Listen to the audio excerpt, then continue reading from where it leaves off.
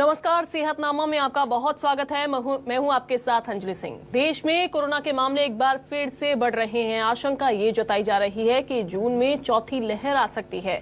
ऐसे में डॉक्टर लोगों से कोरोना एप्रोप्रिएट बिहेवियर रखने की अपील कर रहे हैं। डॉक्टर्स की सलाह ये है कि लोग मास्क और सैनिटाइजर का इस्तेमाल करते रहें। इसी के साथ ही भीड़ वाले इलाकों या जगहों पर जाने से बचें। आज सेहतनामा में हमारे साथ जुड़ रहे हैं बुरहानपुर के जिला अस्पताल के असिस्टेंट RMO और कोविड नोडल ऑफिसर डॉक्टर गौरव थावानी, जिनसे आज कोरोना महामारी पर हम विस्तार से बात करेंगे। डॉक्टर साहब, बहुत स्वागत है आपका न्यूज 24 मध्य प्रदेश छत्तीसगढ़ पर।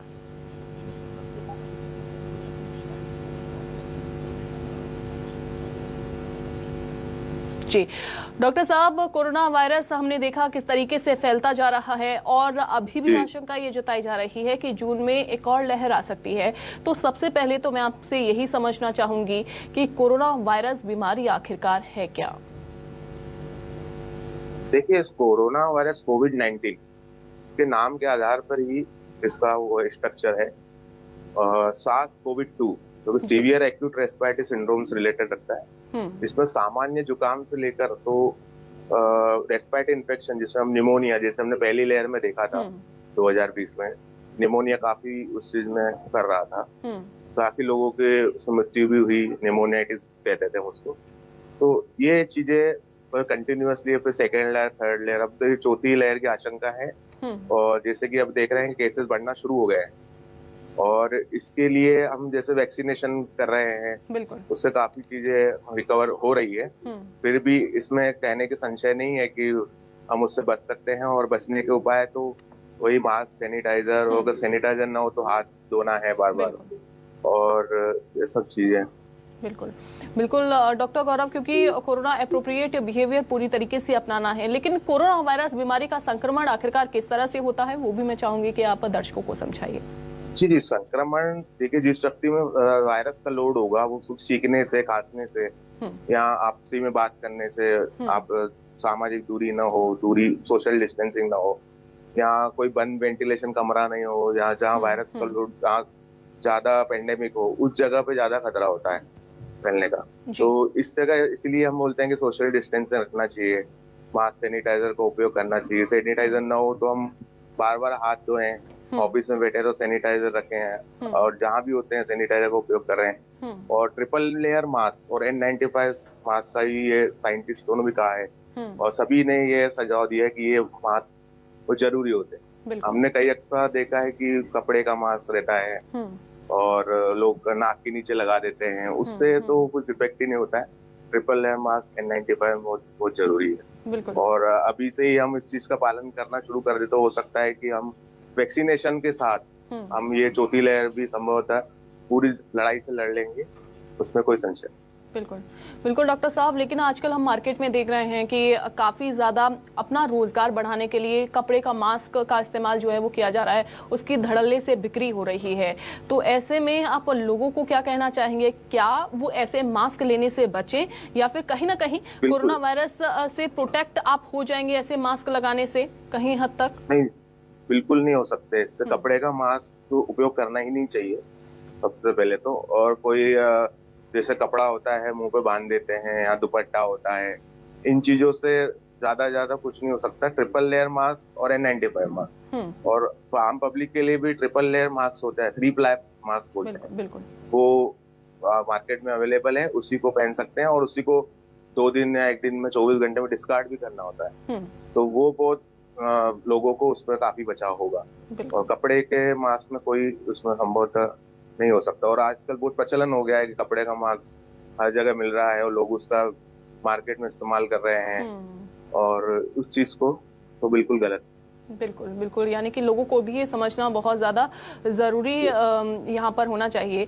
लेकिन डॉक्टर साहब, कोरोना वायरस बीमारी के लिए अगर मेडिकल सहायता लेनी हो या जानकारी प्राप्त करनी हो तो क्या 999 पर कॉल की जा सकती है? क्या वहाँ से जानकारी हासिल की जा सकती है? देखिए, 999 ये नंबर कोविड के लिए हम जिस 24 आवर्स में कोविड कमांड सेंटर में हम फोन करके हम टेस्टिंग के बारे में, वैक्सीनेशन के बारे में, या जो भी आपको लक्षण है कोरोना के, उस चीज को अपन वहाँ पूछ सकते हैं। 24 आवर्स कॉल सेंटर है। और मध्य प्रदेश में भी एक 1075 जी ये भी एक्टिव नंबर 24 घंटे अवेलेबल है। बिल्कुल बिल्कुल। चूंकि डॉक्टर साहब आपने लक्षणों का जिक्र किया है, तो हम लक्षणों का ही अब बात कर लेते हैं कि आखिरकार इस बीमारी के संकेत क्या हैं, लक्षण क्या हैं, वो भी बता दीजिए। जी देखिए, कोविड-19 में हमने 2 लक्षण देखे। एक तो असिम्प्टोमेटिक होता है जिसमें लक्षण नहीं होते हैं पर वो व्यक्ति पॉजिटिव होता है, और एक होता है लक्षण वाले जिसको सिम्प्टोमेटिक बोलते हैं। तो सिम्प्टोमेटिक पेशेंट में होता है, जुकाम होता है। सामान्यतः देखते हैं कि 2-3 दिन में जुकाम होता है, गले में दर्द होता है, फीवर आता है, हाथ पैर दुखते हैं। फिर नया लक्षण भी हमने देखा, डायरिया भी हो रहा है, आंखों में जलन होती है, ठीक है, काफी मसल्स पेन होता है, स्ट्रेस होता है।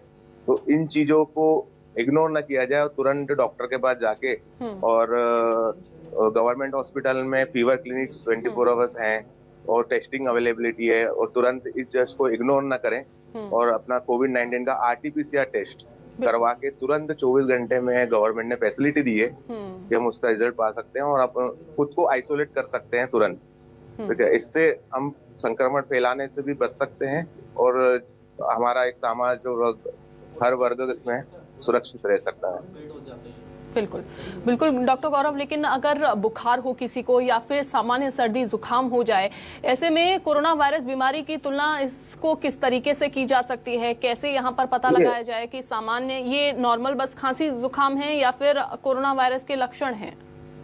जी, इसमें भी सामान्य जो जुकाम होता है, जैसे वायरस बोलते हैं, वायरल इन्फेक्शन होता है, और ये इसमें तुलना करना एक ही आसान होता है कि कोविड-19 में क्या होता है कि जो फीवर और गले में दर्द और जुकाम होता है, वो बाद में रेस्पिरेटरी में कन्वर्ट हो जाता है। जैसे खांसी आना शुरू हो जाता है, बलगम चालू हो जाता है, तो उस चीज में जब लक्षण फैलते हैं तो हम उसको डॉक्टर के सलाह लेने पर उसमें हम डिवाइडेशन कर सकते हैं, डिफरेंशिएट कर सकते हैं कि ये सामान्य है या वो है। और वैसे भी आजकल तो मतलब कोविड टेस्टिंग अवेलेबिलिटी है, तो हम तुरंत free of cost RT-PCR available है गवर्नमेंट में, उससे भी पता कर सकते हैं। जी जी बिल्कुल सही कहा आपने कि जितना जल्दी हो जाए कोरोना वायरस का, उतना जल्दी पता लगाया जा सकता है टेस्ट के जरिए। लेकिन ऐसे मरीजों का उपचार कैसे किया जा सकता है डॉक्टर साहब, अगर कोरोना वायरस से कोई पीड़ित हो तो? जी, इसके अभी देखिए, पहले तो 2020 में पहली लहर में तो पता ही नहीं होता था कि इलाज क्या करना है। तो इलाज धीरे धीरे अभी खुलता जा रहा है, जैसे जैसे सामने आ रही रिसर्च, उस हिसाब से अभी काफी चीजें इसमें हमने ऐड की हैं और अभी उसको पेशेंट पे अप्लाई कर रहे हैं। तो अभी जैसे सिम्टोमेटिक होता है तो हम उसको सिम्टोमेटिक ट्रीटमेंट देके उसको कवर कर लेते हैं, जैसे वो आगे की स्थिति में वो फैले नहीं और मरीज कहीं ना कहीं निमोनाइटिस और इससे बचा रहता है। इसलिए हमने देखा कि तीसरी वेव में भी इतना वो नहीं था कि सामान्य लक्षण में तुरंत व्यक्ति नेगेटिव 7 दिन 8 दिन में मैक्सिमम हो जाता था बिना टेस्टिंग के। धीरे धीरे जैसे फिर टेस्टिंग में गाइडलाइंस में कुछ परिवर्तन होते रहे हैं, तो उतना घातक से बन होगा, पर बोल नहीं सकते हैं कि ये कितना और कितनी लहर आएगी और क्या होगा। इस चीज का बचाव हम खुद स्वयं, खुद व्यक्ति को खुद जिम्मेदारी लेनी होगी। और सबसे पहले तो हम एक ही अपील करेंगे कि वैक्सीनेशन बहुत जरूरी है। जैसे बूस्टर डोज लग रहे हैं, बच्चों के वैक्सीन आ गए हैं, वैक्सीन पे बहुत ज्यादा फोकस गवर्नमेंट भी कर रही है, हम लोग भी सबको बोल रहे हैं, पेशेंट को फॉलोअप ले रहे हैं कि आपने वैक्सीन लगाई कि नहीं। उससे भी काफी चीजें बच सकते हैं और कहीं ना कहीं हम लोग इसमें विजय जरूर होंगे, इस चीज का कोई होगा। बिल्कुल निश्चित तौर पर।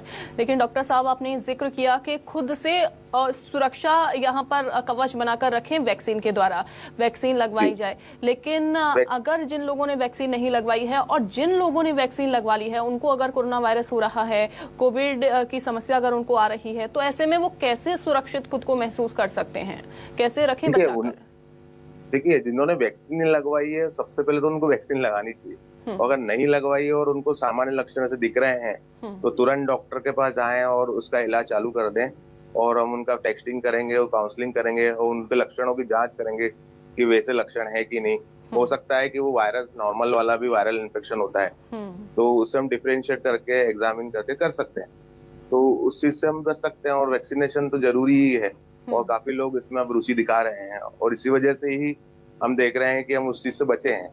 बिल्कुल बिल्कुल बिल्कुल डॉक्टर साहब, लेकिन अगर मान लीजिए किसी को कोविड हो गया है, उसको लक्षण शुरुआती नहीं पता हो और ऐसे में अगर वो सार्वजनिक जगहों पर मास्क लगाकर जा रहा है, तो क्या वो कोरोना के जो लक्षण है वो दूसरों तक ट्रांसफर कर सकता है? क्या कोविड वो किसी दूसरे तक ट्रांसफर कर सकता है? मास्क अगर आपने जो क्वेश्चन किया है, जिसमें अगर उसको मास्क लगा है और वो मास्क अगर नीचे लगा है, आपने कई जगह देखा होगा, सार्वजनिक मार्केट में घूमते हैं लोग और मास्क लगाते हैं, नाक के नीचे लगाते हैं और उसको लक्षण हो और वो कोविड पॉजिटिव हो, तो वो संभवतः तो जो उसमें बात करेगा, छींकेगा या बात करेगा या उसके जो ड्रॉपलेट्स इन्फेक्शन बोलते हैं जिसे फैलता है मुंह से, तो उस चीज से संभवतः दूसरे को भी उसमें संक्रमण फैलने का काफी खतरा रहता है। तो उन चीजों को वो अगर उसको पता ही नहीं है और उसके लक्षण नहीं है, तो वो चीजें भी उनको जिसे फैलेगा दूसरे में सिम्टम्स दिखेंगे, तो वो तुरंत डॉक्टर की सलाह लें।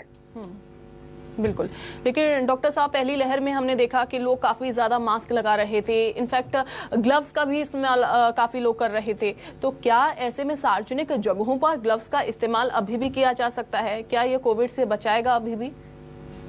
ग्लव्स का इतना नहीं है और लोग, मैं यही चीज बार बार कह रहा हूँ कि ग्लव्स का जो पहले उपयोग था, वो ग्लव्स का भी इतना उपयोग अभी इतना रहा नहीं है। बिल्कुल। सबसे पहले तो मास्क का उपयोग और अपने हाथों को बार बार धोना है। नॉर्मल साबुन भी हो सकता है, उससे भी बार बार अपने मस्त करके 20 मिनट 15 मिनट जो भी है अपने प्रैक्टिस हैबिट में डाल दें। और काफी जैसे होती है, जैसे फूड में हो सकता है, और इसका भी कोई संशोधन नहीं कि फूड में भी हो सकता है, खाने में भी हो सकता है, बट हम जब खाना बनाते हैं तो खाने को, सब्जी को धोना है। जैसे पहले ही हम बैक्टीरियल बोलते हैं, तो बैक्टीरिया होता ही है खाने में, सब्जियों में अपन वॉश करके ही बनाते हैं।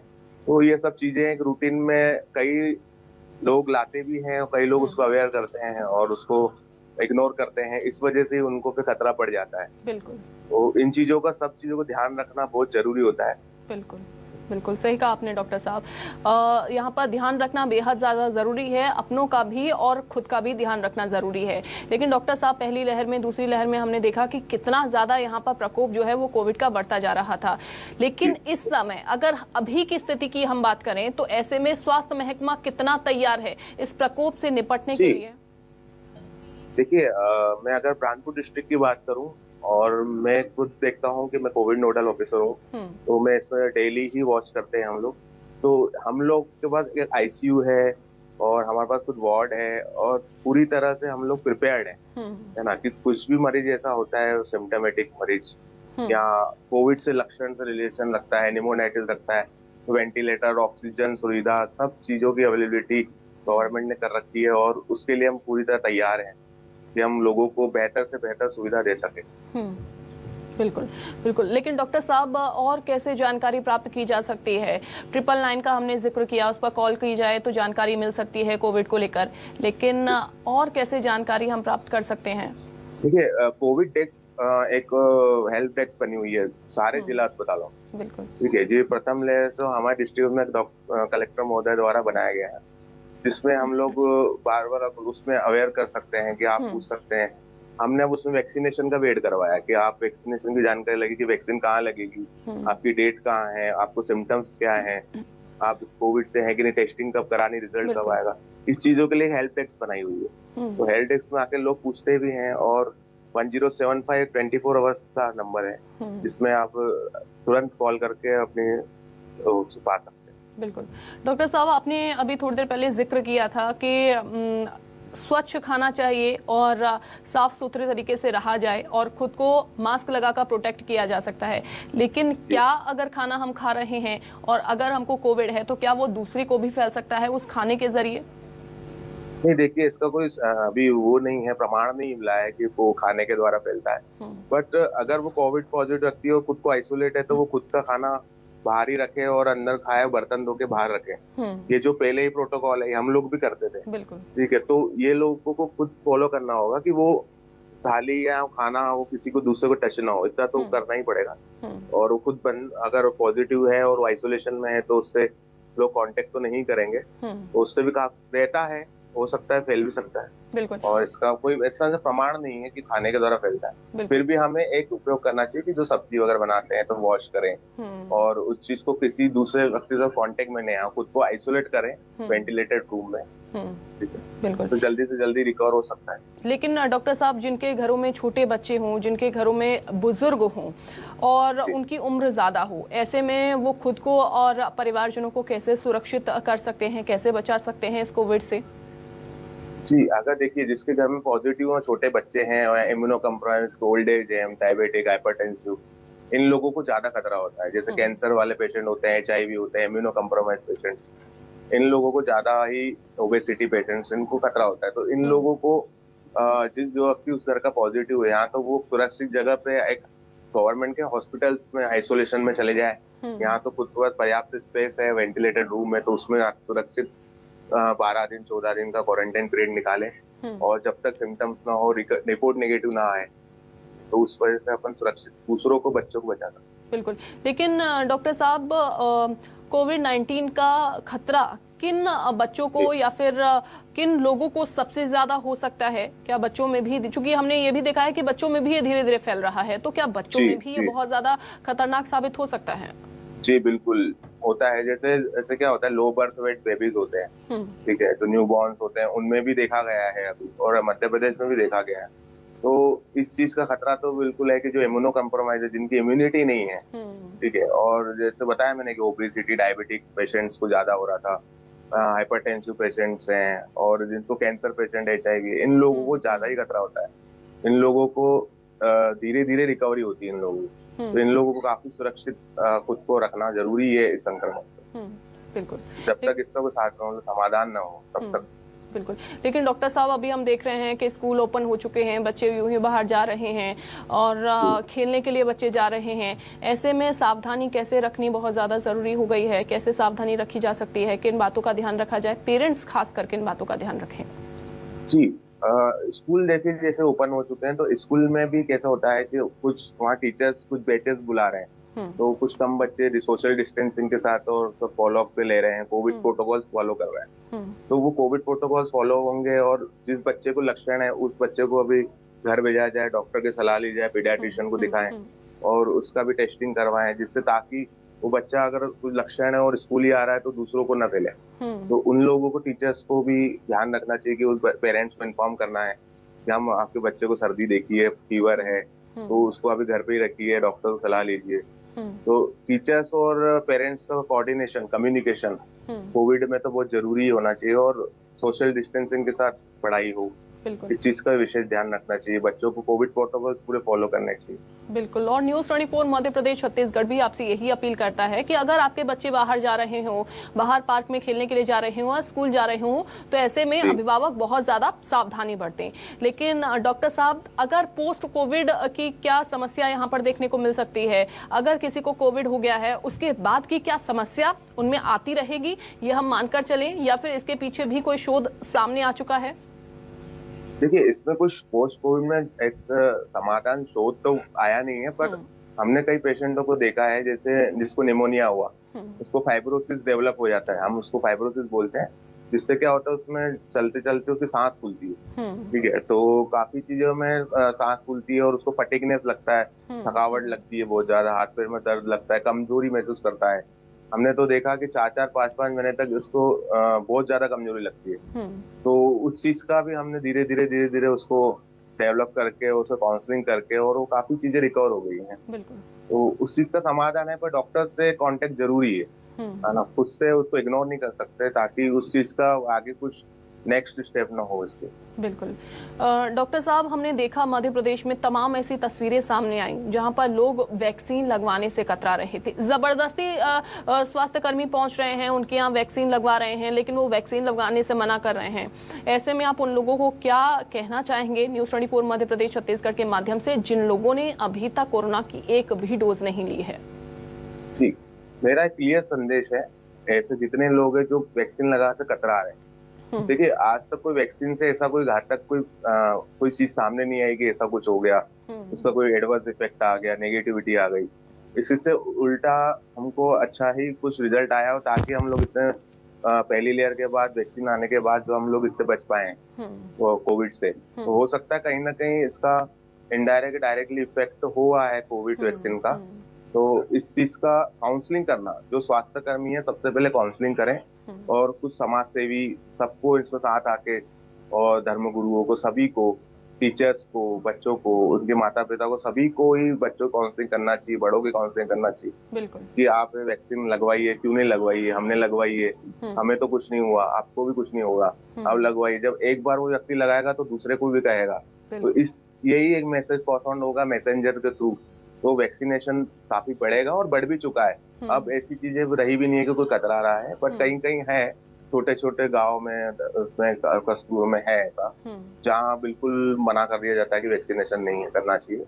बट वो जब रिजल्ट देखते हैं कि हम लोग इससे बचे हुए हैं, इतनी घातक बीमारी है, तो कहीं ना कहीं फिर उससे बचाव होता है। तो ये एक संदेश है कि हम खुद से ही सबको काउंसलिंग करें और सबको समझाएं और सबका उसमें मदद ले, तो काफी चीजें उससे इम्प्रूव हो जाएगी। बिल्कुल। लेकिन डॉक्टर साहब, जिनको कोविड हो गया है, ऐसे में वो कहीं ना कहीं डिप्रेस्ड हो जाते हैं, उनके मानसिक स्थिति पर बहुत ज्यादा असर पड़ता है, वो कैसे इसको उभार सकते हैं? जी, मानसिक स्थिति में फर्क पड़ता है, पर उसमें ऐसा है कि हम तो सबसे पहले खुद को पॉजिटिविटी जरूर रखनी है। अगर हम कोविड पॉजिटिव हो गए हैं और हमें सम सिम्टम नॉर्मल है, कोई उसमें वो नहीं है, नॉर्मल सिम्टम है और हम उससे रिकवर कर रहे हैं धीरे धीरे, हमें और कोई लक्षण घातक दिख नहीं रहे हैं और हमारा सब वाइटल्स पैरामीटर्स नॉर्मल है, तो हम खुद को पॉजिटिविटी देके तो हम उस चीज को कवर सकते हैं, जिससे हम लोग खुद मानसिकता में उसमें परिवर्तन न लाए। पहली लहर में भी यही था कि रोज काफी डरावण हो गया था, लोग डर गए थे, खुद बहुत ज्यादा डर गए थे, इस वजह से स्थिति बनी। तो अब इस चीजों से भी लोग उन चीज से बाहर निकल चुके हैं और खुद को पॉजिटिव रखना बहुत जरूरी है कोविड। लेकिन डॉक्टर साहब, जिनको चूंकि अभी हमने जिक्र किया था पोस्ट कोविड के बारे में, तो जिनको अगर ऐसी समस्या हो रही है, सांस फूलने का आपने कहा कि लोगों को सांस फूलने लग जाती है, तो क्या ये समस्या उनको उम्र भर रहेगी? हाँ, जैसे कई लोगों पेशेंट में हमने देखा कि उनको अभी तक भी है, काफी चीजें रिकवर होती है, तो हम लोग उनको योगा, प्राणायाम और ये सब प्रैक्टिस, बलून तो बोल करते हैं, प्रैक्टिस करवाते हैं, रनिंग करवाते हैं और काफी चीजें उनसे इम्प्रूव होता है। बाकी कुछ ना कुछ फाइब्रोसिस और डेवलपमेंट रह जाता है, जिससे कुछ ब्रीथिंग डिफिकल्टी रहती है, पर धीरे धीरे मतलब काफी हद तक 70-80% तक काफी इम्प्रूव हो जाता है। बिल्कुल। लेकिन कोरोना से बचाव का तरीका डॉक्टर साहब यही है कि कोरोना एप्रोप्रिएट बिहेवियर आप अपनाएं, मास्क लगाकर रहें और साथ ही दूसरों को भी मास्क लगाने के लिए प्रेरित करें। डॉक्टर साहब, जुड़ने के लिए बहुत शुक्रिया आपका। वक्त हमारे पास बस इतना सा ही है। न्यूज़ 24 मध्य प्रदेश छत्तीसगढ़ से बातचीत करने के लिए बहुत बहुत शुक्रिया। सेहतनामा में फिलहाल के लिए बस इतना ही, लेकिन आप देखते रहिए न्यूज़ 24 मध्य प्रदेश छत्तीसगढ़।